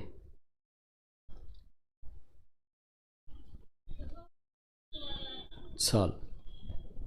యెహోవాను ప్రేమించు వారలారా ఏం చేయాలా? ప్రేమించే వాళ్ళు ఏం చేస్తారంటే దే అబ్హోర్ ద వికెడ్నెస్. మనం ప్రేమిస్తున్నానంటే అర్థం ఏంటి? I reject the sin. నేను పాపాన్ని ఇష్టపడుతున్నానంటే అర్థం ఏంటి? దేవుని ప్రేమించట్లేదు అని అర్థం. A true lover of God will always be enemy to the sin. ఇప్పుడు అంతే కదా, మనమైనా అమ్మ నాన్నకి ఎక్కువ ప్రేమిస్తున్నాం అనుకో, వాళ్ళకి ఇది ఇష్టం లేదు ఈ పని చేయను అంట. పిల్లల్ని ఎక్కువ ప్రేమిస్తున్నాం, మా వాడికి ఇది ఇష్టం లేదా పని చేయము అంట. అంతెందుకు మామూలు వాళ్ళ పిల్లల్ని ఎక్కువ ప్రేమిస్తున్నాం, వానికి ఇష్టం లేని అన్నం చేయరు, వాళ్ళు కాకరకాయ చేయరు, రోజు చేస్తారా? వాళ్ళకి షుగర్ వచ్చిందని వాళ్ళు కాకరకాయ చేసినా వాడికి డబల్ ఆమ్లెట్లో 65లో 75లో ఎన్నో 5లో చేస్తుంటారు. ఎందుకంటే they love this son, they love kids. వాళ్ళు పిల్లల్ని ప్రేమిస్తున్నారు, భర్తను ప్రేమిస్తున్నారు, భార్యను ప్రేమిస్తున్నారు కనుక వాళ్ళకి ఏం అవసరమో వాళ్ళు ఏది ఇష్టంగా తింటారో అదే ఇష్టంగా చేస్తారు. కొన్నిసార్లు మనకి ఇష్టమైన ఐటెంలే ఎక్కువ ఉంటాయి. ఆశ్చర్యమేస్తమ్మా, ఏంటి ఈరోజు స్పెషల్, అన్నీ నాకు ఇష్టమైనవి చేసినావు. ఏం లేదురా ఊరు వెళుతున్నాను, అర్థమైపోయింది అప్పుడే. ఊరు వెళ్ళకుండా ఉండే రోజు అనుకో, కాకరకాయ ఇట్లాంటివన్నీ చేసేస్తే ఏమ్మా ఈరోజు స్పెషల్, ఏం లేదు నాకేం బాగాలేదురా, అర్థమైపోయింది ఈరోజు కూడా బాగాలేదని. బాగుండేది అర్థమవుతుంది, బాగలేనిది అర్థమవుతుంది, కోపం ఉండేది అర్థమవుతుంది, కోపం లేనిది అర్థమవుతుంది, సంతోషం ఉండేది అర్థమైద్ది, అన్నీ అర్థమైంది. మనం మానవులుగా ఉండి ఇన్ని అర్థమవుతూ ఉంటే మరి ప్రభు దగ్గరికి వచ్చినప్పుడు దేవుని ప్రేమించేవారులారా చెడుతనం అసహించుకొని లోకంలో ఎంతో దూరం పోవాలనుకుంటాం. కొంతమంది ప్రయాసపడి పోతుంటారంటే అర్థం ఏంటి? చెడుతనంలోనికి వెళ్తారు, పాపంలోనికి వెళ్తారు, దేవుని విడిచిపెట్టి వెళ్తారు, సిలువను విడిచిపెట్టి వెళ్తాడు. ఈ దేవుడే మాకు వద్దన్నట్లుగా వెళ్తారు. కానీ దేవుడు ఎంత ప్రేమిస్తున్నాడు తెలుసా? God is more mindful about మనిషి. దేవుడు మనిషిని గురించి చాలా శ్రద్ధ కలిగి ఉన్నాడు. అది బైబిల్లో మొదటి పుస్తకంలోనే ఆ శ్రద్ధ ఉంది. అందుకే అబ్రహాం దేవుని ప్రేమించినాడు, అందుకే ఇస్సాకు దేవుని ప్రేమించినాడు, యాకోబు దేవుని ప్రేమించినాడు, యోసేపు దేవుని ప్రేమించినాడు. అందుకే ఆదికాండం 50వ అధ్యాయంలో చెప్పబడుతూ వచ్చింది, దేవుడిది మేలుకే ఉద్దేశించెను, కీడు కొరకు కాదు. ఇవన్నీ అంబలిఫై చేసి పౌలు అన్నాడు, మీరు ఇంత ఎలాగ చదువుకోలేరు, చదువుకుంది కూడా మర్చిపోతారు, మర్చిపోయింది పరీక్షలు ఎలా గుర్తురాదు, మీరు ఎంత ప్రార్థన చేసుకున్నా, ఎందుకంటే మీరు ఏం ప్రార్థన చేస్తారో మీకే తెలియట్లేదు, అందుకనే ఒకే వచనంలో చెప్పానా అన్నారు. మనలాంటి వాళ్ళు అదే కదా కావాల్సింది. బూన్ గైడ్ కావాలా, మీకు టెక్స్ట్ కావాలంటే ఏమంటారు? ఎవరైనా గైడ్ కావాలని అనుకుంటారు. అందుకే రోమా 8:28లో రాసినాడు, దేవుని ప్రేమించు వారికి ఆయన సంకల్పం చొప్పున పిలువబడిన వారికి సమస్తము మేలు కొరకై సమకూడి జరుగుతున్నదని ఎరగదము. నేను ఇలాగ చెప్తే తప్ప, ఆదికాండం అంతటిని బూన్ గైడ్లో రోమా 8:28లో రాసేసి, అందుకే మనం ఎక్కువ తగిలించుకున్నాం బూన్ గైడ్. ఎవరికైనా రాసేటప్పుడు మనం అదే వాక్యం రాస్తాం, దేవుని ప్రేమించే వారికి దేవుని. మనకేం బాధలేసి దేవుని ప్రేమించే వరకు మేలు కొరకు సమస్తం సమకూడి ఎలాగ జరుగుతుంది. ఈ కష్టాలు, ఈ రోగాలు, ఈ అనారోగ్యాలు, ఈ ఇబ్బందులు, ఈ బాధ, ఈ పేదరికం, ఇవన్నీ మేలేనా? ఎలాగ మేలు అని అంటే అది కాదు. God is good at all times. దేవుడు అన్ని సమయాల్లో అన్ని వేళల్లో మంచి. దేవుడు ఎప్పుడు పొరపాటు చేయడు. దేవుడు ప్రేమిస్తున్నాడు కనుక తన కుమారుని పంపించినాడు. ఇప్పుడు మనం ఆయన్ని ప్రేమించే వారమైతే ఆయన మనకు అన్ని మేలు కొరకు సమకూడి జరిగిస్తాడు. ఎలాగా? మనకు కావాల్సింది explanation, not experience. But God doesn't like explanation, but he likes experience. That's where conflict is. మనకు దేవుడికి మధ్యలో పోరాటం అదే. మనమేమి ఎట్లా చేస్తావు ప్రభు, ఎట్లా చేస్తావు చెప్పు, ఎట్లా చేస్తావు చెప్పు అని మనం అంటాం. ప్రభు అంటే నేను చేస్తాను కదా, నువ్వు నమ్ము. మనం నమ్మము. దేవుని వాక్యం అంటే మనకు విధేయత ఉండదు కదా, చాలా అవిధేయంగా ఉంటాం. అదే డేనియల్ స్మిత్ గారు భగత్ సింగ్ గారి గురించి ఏం రాశారంటే, one of the good qualities of brother Bhagat Singh is he believes the God's word to the core. Bhagat Singh గారి యొక్క దైవ లక్షణాలు ఒకటేంటంటే ఆయన దేవుని వాక్యాన్ని పరిపూర్ణంగా నమ్ముతాడు. పసిబిడ్డ వల్లే. దేవుడు తను ప్రేమించే వారికి మేలు కొరికే సమస్తము సమకూడి జరగదు. ఈ పిల్లలను నమ్మినట్లుగా భగత్ సింగ్ గారు ఎలాగ నమ్మాడంటే, ఇప్పుడు మనం చెప్తాం కదా చాక్లెట్ తెస్తానా నీకు అని, పిల్లలు ఎలాగ నమ్ముతారు? నమ్మేస్తారు అంతే. అయ్యో మా డాడీ మమ్మీ చెప్తారు. కొంతకాలం అయిపోతారు తెలుసమ్మా, అబద్ధాలు చెప్పొద్దు, ఆ స్టేజ్కి వచ్చేదాకా మనం చెప్తానే ఉంటాము, ఆ స్టేజ్కి వచ్చిన తర్వాత అర్థమైపోయింది అని ఇప్పుడు మనం చెప్పడం మానేస్తాం. భక్సింగ్ దేవుని వాక్యం అంటే చాలామంది అన్నారు కదా ఆయన్ని, బ్రదర్ మీరు దేవుని వాక్యం ఎలాగ చదువుతారు, యోనా 3 దినాలు చేప కడుపులో ఉన్నాడంటే యోనా 3 దినాలు చేప కడుపులో ఉన్నాడని నమ్మడం గొప్ప సంగతి కాదండి. యోనా కడుపులో వచ్చి చేప 3 రోజులు ఉన్నదన్నా కూడా నేను నమ్ముతాను. What ever rights in the Bible I believe. ఆదికాండం 1 అధ్యాయం 1 వచ్చినాడు, ప్రకటన గ్రంథం 22 ఆఖరి వచ్చిన దాకా నేను నమ్ము. దేవుని వాక్యం నమ్ముట పసిపిల్లవాని వల్ల ఆయన జీవితాన్ని మార్చేసి మనకంటే మీరు బాధపడతారు. నాకున్న లోపం ఏంటంటే చెప్తాం కానీ నమ్మే దగ్గరికి వచ్చేటప్పటికి కష్టం అనిపిస్తుంది. ఎందుకంటే పరిస్థితులు అన్నీ ప్రతికూలంగా ఉంటాయి. ఓడిపోయిన నెల నేను దేవుని వాక్యాన్ని నమ్మక ఓడిపోయింది ఒకటి చెప్పనా మీకు? అంటే దానివల్ల మాకేం ఉపయోగం ఉంది బ్రదర్? దేవుని వాక్యాన్ని నమ్మింది ఉంటే చెప్పు అని మీరు అనొచ్చు. నమ్మింది ఉంటే చెప్పంటే భక్సింగ్ గారు లాంటి వాళ్ళది అయితే అదని చెప్తా. ఓడిపోయిందే కదా నాకు ఉండేది, ఇంకేం చెప్పాలా? మరి దాన్ని చెప్పడం వల్ల మీకేం ఉపయోగం అని మీరు అనొచ్చు. నా మాదిరి ఎవరన్నా అరాకొర ఓడిపోయిన వాళ్ళు ఉంటే మనలాంటి వాడు ఒకడు ఉన్నాళ్ళే అనుకుంటారని. ఇంకోసారి అలా కాకుండా నేను యాక్చువల్గా ఈరోజు బయట ఉండాలా అమెరికాలో, కానీ వెళ్ళలేకపోయినా కొన్ని పరిస్థితులు బట్టి. అలాగే నేను యూకేకి వెళ్ళాలి మొదటి ఎప్పుడు అది ఇంతకు ముందు వారం. దాని కొరకు వీసాకి ఇట్లా వచ్చిన ఇక్కడ విఎఫ్సి ఉంది కదా, అదేమంటారు బంజారా హిల్స్లో. ఆ అప్లికేషన్ అప్లై చేసేటప్పుడు వెబ్సైట్లో ఏముందంటే వీసా, విజిటర్స్ వీసా 15 రోజులు టైం తీసుకుంటుంది అని ఉంది. సరే నేను వెళ్ళాల్సిన టైం ఇంకా అప్పటికి చాలా ఉంది, నెల తక్కువ ఉంది, 15 రోజులకి ఎక్కువ ఉంది. వస్తుంది అనుకొని లోపలికి వెళ్ళా. ఆ రోజు వాక్యం చదువుతాం కదా మనం కూడా. నేను మీ అంత చదవను అనుకోండి, ఒక మాది చదువుతా. నువ్వు కన్నీరు విడిచి చూస్తే నీ ప్రార్థన ఆలకించదు, నువ్వు ధైర్యముగా వెళ్ళము అని వచ్చింది. అరే విఎఫ్సికి ధైర్యం ఏంటి? 60 దేశాలు తిరిగి మళ్ళీ దీనికి ఏంటి ధైర్యం? ఏంటబ్బా ఏదో కొత్తగా వచ్చింది వాక్యమో అని అనుకున్నా. సరేలే ఏదో వస్తుంటుంది, అన్నీ మనం పట్టించుకుంటే ఎడైద్దా. అక్కడికి వెళ్ళిన వెంటనే డాక్యుమెంట్లు చెక్ చేశాడు. కౌంటర్లో ఉంటారు కదా కొంతమంది అమ్మాయిలు, వాళ్ళు తక్కువ ఉంటుంది కానీ ఎక్కువ ఉంటుంది. ఏం మాట్లాడతారు మరి, మెల్లగా మాట్లాడండి, అంత గట్టిగా ఎందుకు మాట్లాడతారు అని చెప్పి. అంటే వాళ్ళకి మాట్లాడి రోజు అదే చెప్పి అలవాటు కదా. కొంతమంది మాకు కూడా ఫోన్లు చేస్తారు, నేను బజాజ్ రియల్ కంపెనీ మాట్లాడతాను. ఏంటి అది? అవతల మనిషి అర్థం చేసుకోవాలి కదా మీరు మాట్లాడేది. మీకు రోజు చెప్పి అలవాటు అయిపోయింది. నేను ఐసీసీ బ్యాంకులో మేనేజర్గా పనిచేస్తున్నాను, మీకు ఏమన్నా లోన్లు కావాలంటే ఇస్తామా అనేది వాళ్ళు చెప్పాలనుకున్న కంటెంట్. కానీ దాన్ని ఎలా చెప్తుంటారు? అలాగే మంచి విషయం ఏంటంటే ఏం లేదండి, మేము అప్లికేషన్ చేసుకొని ప్రాసెస్ చేయడానికి 8 నుండి 10 వారాలు పడుతుంది అని. నేనన్నాను 8 నుండి 10 వారాలు అయితే నాకు యూకే ట్రిప్, యూఎస్ఏ ట్రిప్ ఉంది కదా, మిస్ అవుతుంది అని అంటే, మరేమో మీ ఇష్టం ఆలోచించుకోనండి. ఏం చేయాలని ఆలోచిస్తే ఇప్పుడు వాకింగ్ గుర్తొచ్చింది. మన కష్టంలోనే కదా వాకింగ్ గుర్తొస్తుంది. ఓహో ఇదా దీని కంటెంటు, నేను ఏదో అనుకున్నాను ఇప్పుడు ఏం చేయాలని. సరే మొండికి నమ్మిన, కొన్నిసార్లు మొండితనం వస్తుంది. మొండికి నమ్మి ఇంకా లోపల కౌంటర్లు ఉంటాయి కదా, అది కూడా ఫస్ట్ స్టార్టింగ్ ఇనిషియల్ స్క్రీనింగ్ అయిపోయిన తర్వాత లోపల కూడా ఎవరో కూర్చొని ఉంటారు. ఎక్కడికి వెళ్ళినా నేను లేడీస్తోనే మాకు ఎంత. అక్కడ కూడా కౌంటర్లు ఎవరో కూర్చొని ఉంటే వాళ్ళు అప్లికేషన్ తీసుకున్న వెంటనే కౌంటర్లో చెప్పిన మాట ఇదే, it takes 8 to 10 weeks to process your visa application. Is that okay?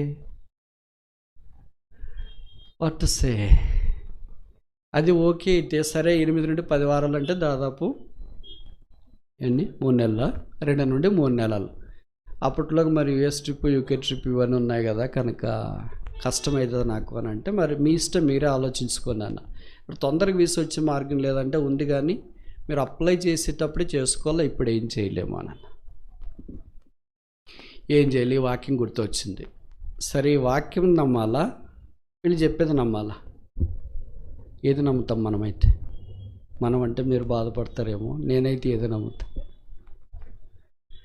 వాళ్ళ మాటలే నమ్మనా, వాక్యం నమ్మాలా? వాక్యం తప్పక నమ్మాల్సిందే, నేను నమ్మకపోతే ఇంకెవరు నమ్ముతారు అనుకొని ఓకే ప్రొసీడ్ చేయండి, మీరు ఎన్ని వారాలు అయితే అన్ని వారాలు చూస్తామో అని అనుకోండి. ఎందుకంటే దేవుడు ఖచ్చితంగా ఇలాంటివి ఎన్నో అద్భుతాలు ఇంతకుముందు చేసినాడు. యుద్ధాలు ఉన్నప్పుడే వీసాలు రానప్పుడే బయట దేశాలు సార్క్ దేశాలకు పంపించి వీసాలు దేవుడు ఇచ్చినాడు, ఇది ఖచ్చితంగా ఇస్తాడని లోపల అనుకొని మీరు ప్రాసెస్ చేయండి అని అన్నా. సరే వాళ్ళు అప్లికేషన్ తీసుకొని నాకు రిసీట్ ఇచ్చేసి బయోమెట్రిక్ ఉంటుంది కదా, ఆ కౌంటర్ దగ్గర కూర్చోమని. అక్కడ కూడా ఆడవాళ్ళే ఉంటారు. పరలోకంలో కూడా వాళ్ళే ఎక్కువ అని ఎవరో చెప్పినారు ఒక ఆయన. సరే బయోమెట్రిక్ వరకు నేను కూర్చున్నాను. సాధారణంగా నేను ఎవరితో మాట్లాడను. నాకు కూడా ఇప్పటికీ ఆశ్చర్యం అవుతుంది. 60 దేశాలు తిరిగిన, షేర్ ఆటోలు మొదలుకొని ఫ్లైట్ దాకా ప్రయాణం చేసిన, నా పక్కన వాళ్ళు ఎవ్వరు నాతో మాట్లాడరు. అదేం చెడ్డ మొక్కం ఏమో కానీ నాది, ఎవ్వరు మాట్లాడరు. కానీ అక్కడ ఇట్లా కూర్చున్నాను లాబీలో, బయోమెట్రిక్ నా టాడ్ వచ్చేదాకా. అక్కడ పెద్ద వయసు ఆమె కూతురు, వాళ్ళు కూడా హైదరాబాద్ వాళ్ళే, యూకేకి వెళ్ళటానికి వీసాకి అప్లికేషన్ వచ్చినారు. సాధారణంగా నేను ఎవరు మాట్లాడను, మనం కన్ఫ్యూజ్ చేస్తున్నాను మనకు తెలుసు. అందుకని నేను ఊరికే ఉంటే ఆమె నుంచి, సార్ మీరు ఎక్కడికి వెళ్ళాలా అని. నేను ఏదో ఫార్మల్గా అనుకొని యూకేకి వెళ్ళాలి మేడం, ఎప్పుడు వెళ్ళాలా అంటే ఇట్లా పలానా తారీఖులు వెళ్ళాలా. మరి వీసా ఎన్ని రోజులు అవుతుంది అని చెప్పినారు అని అంటే 8 వారాలు అవుతుందని చెప్పారు మేడం. ఇంకా ఎక్కువే కావచ్చు సార్ అని. మరి వెబ్సైట్లో 15 రోజులు అని ఇచ్చారు మేము అంటే, వాళ్ళు అట్లే ఇస్తుంటారు సార్ అని. ఇప్పుడు ఏం చేయమంటారంటే, మా ఇంట్లో ఒకరికి అప్లై చేసినాము, 2 నెలలు అయిపోయింది, ఇప్పుడు ఈమెయిల్ వచ్చింది, మీ వీసా మేము ప్రాసెస్ చేస్తున్నామని. వీసా అప్రూవ్ అయిపోయిన తర్వాత మీకు ఇన్ఫర్మేషన్ పంపిస్తామని చెప్పినారు సార్, కనీసం 3 నెలలు తీసుకుంటారు వీళ్ళు. ఇప్పుడు నాకు స్టార్ట్ అయిందరే, ఇది ప్రాక్టికల్ ఎగ్జాంపుల్. ఇది వాళ్ళ కౌంటర్లో చెప్పేవాళ్ళు రొటీన్కి చెప్తుంటారు, అది వేరే. ఇది ప్రాక్టికల్ పక్కన వాళ్ళు ఎవరికి అప్లై చేస్తే ఇప్పుడు మెయిల్ వచ్చింది అని అంటే ఎట్లా చేయాలి. కనీసం నా పాస్పోర్ట్ నా దగ్గర ఉంటే వీసా ఉన్నా లేకపోయినా పర్లేదు, నాకు ఫ్రీడమ్ ఉంటుంది, నేను ఎప్పుడైనా ఎక్కడైనా వెళ్ళాలనుకుంటే వెళ్ళొచ్చు.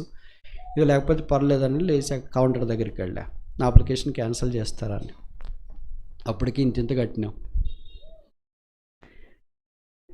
రియల్ అమ్మాయి ఉంటారు కదా మీకు తెలుసు, ఎస్ రియల్ అనింది.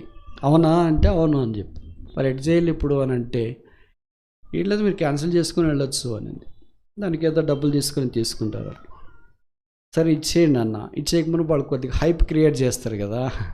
వాళ్ళ బాస్ ఎవరో అట్లా క్యాబిన్లో ఉంటే ఆయన పిలిచింది, ఆయన వచ్చినాడు. ఆయన కౌంటర్లో మాట్లాడుకుని బయటకు వచ్చి నాతో మాట్లాడడం ఆరంభించినాడు. ఇట్లా టైం అయితే సార్, మరి మీ ఇష్టం సార్ అది. నాకు ఇప్పుడు చెప్పారు సార్ వెబ్సైట్లో, అలాగలేదు వెబ్సైట్ నేను నమ్మినాను 15 రోజులు అనేది. సరే 20 రోజులైనా పర్లేదు అనుకున్నా, మీరేమి ఇప్పుడు ఇలాగ చెప్తున్నారు, ఎట్లా సార్ ఇటు చెప్తే ఏం చేస్తాం సార్, ఇది పరిస్థితులు ఇట్లున్నాయి అని ఆయన ఎక్స్ప్లెనేషన్. మీకు తెలుసు కదా, వాళ్ళు హెచ్ఆర్లో ఆరితేరింటారు, మనలాంటి వాళ్ళని 1,00,000 మందిని చూసింటారు. అంత కుర్రోళ్ళు, మాకంటే చిన్నవాళ్ళు ఆడుండేది. ఇప్పుడు ఫైనల్గా ఏం చేయమంటారంటే, మీరు ఏం చెప్తే సార్, మీరు క్యాన్సిల్ అంటే క్యాన్సిల్, లేదా ఉంటారంటే మీరు అప్లికేషన్ రిటైన్ చేయండి అన్న. అప్పుడు నేను అన్నాను, వాట్ యూ ఫైనల్లీ సజెస్ట్ అన్న, నువ్వేం చెప్తావు చివరిగా అన్న. ఇప్పుడు నాకేం వాక్యం గుర్తొస్తుంది, అప్లికేషన్ ఉండనులే, వీసా వస్తుందిలే, వాక్యం ఉంది కదా, నువ్వు కన్నీళ్ళు విడుచుట సూచితని, నువ్వు క్షేమముగా వెళ్ళమంటే నేను వెళ్తాను కదా, ప్రభు ఇస్తాడు, ఎట్లని వాక్యం నమ్మాలి కదా అని ఇది గుర్తొస్తుంది. కానీ శరీరం ఏం చేస్తుంది, నువ్వు వాక్యం మీద నీకేనో ఎవరికేనో ఎంతమందికో. అప్పుడు ఆయన ఏం చెప్పాడంటే, పాస్పోర్ట్ మీ దగ్గర పెట్టుకునే ఒక ఆప్షన్ ఉంది సార్, మీ అప్లికేషన్ ప్రాసెస్ అవుతుంది, మీరు ఎక్కడికైనా వెళ్ళాలంటే వెళ్ళవచ్చు, మీ అప్లికేషన్ ఎస్ అన్నప్పుడు పాస్పోర్ట్ మాకు సబ్మిట్ చేస్తే వీసా ఇస్తామా అన్న. సరే ఈ ఆప్షన్ బాగుంది అనుకున్నాను. దానికి కూడా ఇంత తడిసిమోపడు అయితే ప్రధానికి కదా అసలు రాజ్యాలు. అందుకనే సరే అని దానికి పే చేసిన తర్వాత నా పాస్పోర్ట్ నేను తెచ్చుకున్నా. లోపల ఒకటే బాధ వేస్తుంది, దేవుని వాక్యాన్ని నమ్మలేదా అని ఒకటి. ఇంకో వైపు ఏంటంటే, ఎందుకు ఇదేమి లైఫ్ అండ్ డెత్ ప్రాబ్లం కాదు, ఉద్యోగం కాదు, పెళ్లి కాదు, పేరెంటింగ్ కాదు, ఒక దేశం పోయేది ఇప్పుడు కాకపోతే ఇంకోసారి ఎప్పుడే వెళ్తాం, దాని గురించి ఇంతెందుకు ఆలోచన చేయాలా అనుకున్న. తీరిగి వెళ్ళి యూనివర్సిటీలో కూర్చుంటే ఒక వారం అయిన తర్వాత నాకు ఈమెయిల్ వచ్చింది, UK visa, your visa has been approved, submit your passport. ఇప్పుడు కాళ్ళు నీళ్ళు తిరిగినాయి. What is this disbelief? 15 working days అని వెబ్సైట్లో పెట్టినారు, 8 వారాలకు కౌంటర్లో చెప్పినారు. నా పక్కన కూర్చున్న ఒక మేడం చెప్పింది దాదాపు 2-3 నెలలు అవుతుందని. నాకు 1-2 వారాలు తిరగకుండానే ఈమెయిల్ వచ్చింది, వాట్ ఈస్ దిస్? అప్పుడు ఒకటే గుర్తొచ్చింది, దేవుని వాక్యం నువ్వు నమ్మలేదు.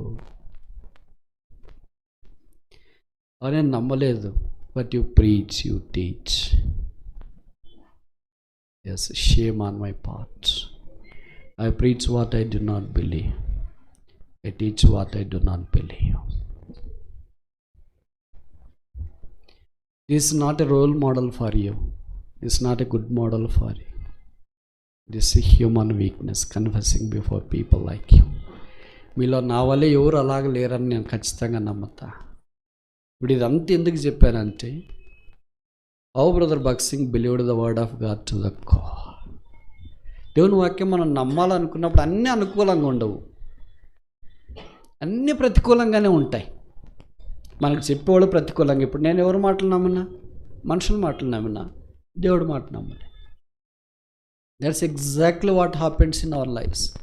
మన జీవితంలో ఇదే జరుగుతుంది. మనుషుల మాటలు మనం ఎక్కువ నమ్ముతాం, దేవుని మాట నమ్మాలంటే కష్టం. భగత్ సింగ్ గారికి ఉన్న దైవ లక్షణం ఏంటంటే, నువ్వు మనిషి ఆకాశం నుండి దిగొచ్చి చెప్పినా you will not believe anybody. But దేవుని వాక్యం, దేవుడు ఉదయం ఆయనతో ఏం మాట్లాడాను, మధ్యాహ్నం ఏం మాట్లాడు, సాయంకాలం ఏం మాట్లాడు, ఒక విషయమే ప్రార్థన చేసినప్పుడు వాట్ ఎవర్ గాడ్ స్పీక్స్ ఈ believes it like A kid. చిన్న పిల్లవాని వాళ్ళే తల్లిదండ్రుల వైపు, అన్న అక్క వెళుతుంటే నీకు చాక్లెట్ తెస్తారా అంటే వాళ్ళు తెస్తారా లేదా అబద్ధాలు చెప్తారా, ఎన్ని చెప్తారో ఏమో తెలియదు. కానీ పిల్లవాడు ఎలాగ నమ్ముతాడు. తల్లిదండ్రులు అయితే అబద్ధాలు చెప్పవచ్చు, పరలోకపు తండ్రి అబద్ధాలు చెప్పాడు. Trust in God. Love is build upon the trust. ప్రేమ నమ్మకం మీద ఆధారపడి ఉంటుంది. అదే దేవుణ్ణి మనం ప్రేమిస్తున్నామంటే ఆయన నమ్మాలి. ఇప్పుడు 4 విషయాలు చూసిన. మొదటిది ఏంటి? Love is name. ఆయన నామాన్ని ప్రేమించండి.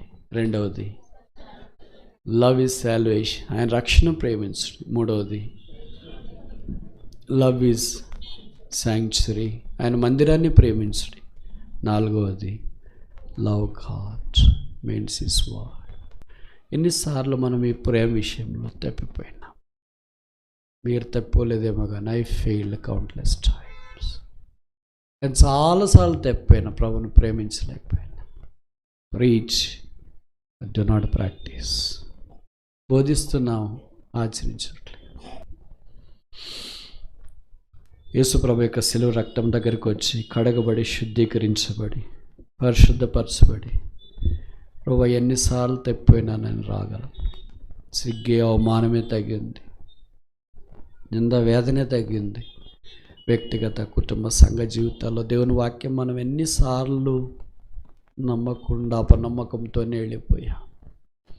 నష్టాలు నష్టాలు నష్టాలు నష్టాలు, failure failure failure, defeat defeat defeat, pain pain pain, sorrow sorrow sorrow, finally shame shame shame.